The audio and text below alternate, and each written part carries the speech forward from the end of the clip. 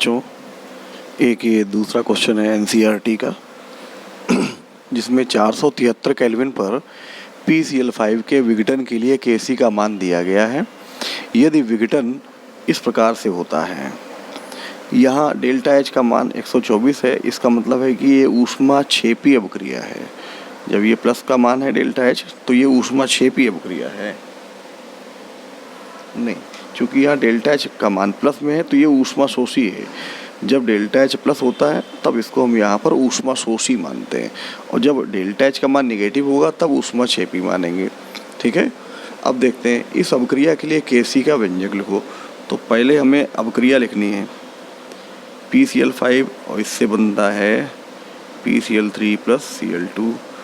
तो द्रव्य अनुपाती क्रिया के नियम से Kc, ये हम पहला आंसर लिख रहे हैं। उत्पादों की सांद्रता बटे अभिकारकों की सांद्रता।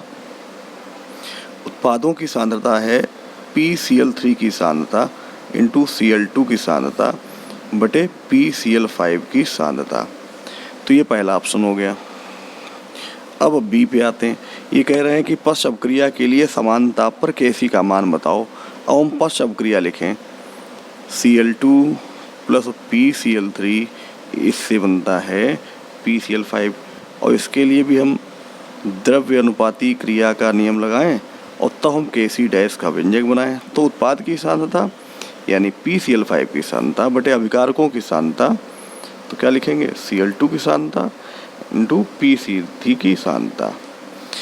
अब ये दोनों Kc और Kc डैश एक दूसरे के व्युत्क्रम हैं, इसलिए Kc डैश बराबर 1/Kc, ये संबंध बन सकता है। और इस संबंध के अनुसार हमें Kc डैश का मान निकालना है, और Kc का मान यहाँ दिया है 8.3 गुणे 10 की घात -3। 8.3 गुणे 10 की घात -3, ये हटा के 0 ऊपर लगा दें, और तब इसका जो मान आएगा कैलकुलेट करके वो होगा 120.48। ये Kc डैश है। ठीक है, अब हम आते हैं सी पार्ट पे, और सी में पहला है, ये कह रहा है कि और अधिक PCl5 मिला दें, दाब बढ़ा दें, ताप बढ़ा दें, तब Kc यानी साम्य स्थिरांक पे क्या प्रभाव पड़ेगा। तो पहला PCl5 अधिक मिलाने पर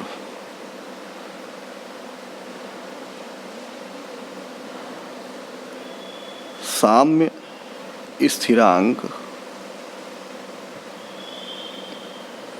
Kc पर कोई प्रभाव नहीं पड़ेगा।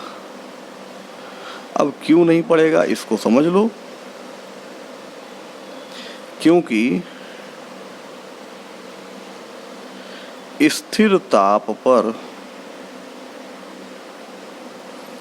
Kc का मान यानी साम्य स्थिरांक स्थिर रहता है। ठीक है, Kc का मान स्थिर रहता है क्योंकि ये स्थिरांक है, इसीलिए स्थिर रहता है। तो PCl5 की अधिक मात्रा मिलाने से कोई प्रभाव नहीं पड़ेगा, लेकिन साम्य यानी अभिक्रिया अग्र दिशा में बढ़ जाती है, तो इससे साम्य स्थिरांक पे कोई प्रभाव नहीं पड़ता। अब इसमें सेकेंड दाब बढ़ाया जाए तो Kc चूँकि स्थिरांक है ना, तो Kc का मान दाब बढ़ाने पर भी निर्भर नहीं करता, दाब बढ़ाने से भी प्रभावित नहीं होता। ठीक, अब आते हैं थर्ड, और थर्ड में क्या है इसको समझें।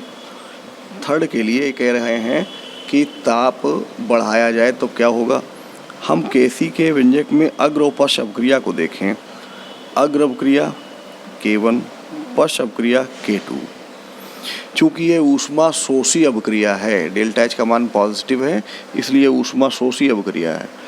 ठीक, तो ऊष्मा शोषी अभिक्रिया है तो ताप बढ़ाने पे साम्य अग्र दिशा में जाएगा, लाशर्तेलिए बोलते हैं, अर्थात ताप बढ़ाने पर K1 अग्र अभिक्रिया का वेग स्थिरांक बढ़ेगा, और जब K1 बढ़ेगा तो उस आधार पे Kc भी बढ़ जाएगा। समझ में आ गया। K1 और Kc एक दूसरे के समानुपात में है। ताप बढ़ाने पर साम्य अग्र दिशा में जाएगा क्योंकि ये ऊष्मा शोषी अभिक्रिया है। अर्थात K1 का मान बढ़ेगा। जैसे ही K1 का मान बढ़ेगा उसी अनुपात में Kc का मान भी बढ़ जाएगा। समझ गए? उपरोक्त अवक्रिया कैसे लिखेंगे वो बता रहे हैं। उस उपरोक्त अवक्रिया ऊष्मा शोषी क्रिया है, अतः ताप बढ़ाने पर साम्य अग्र दिशा में जाएगा।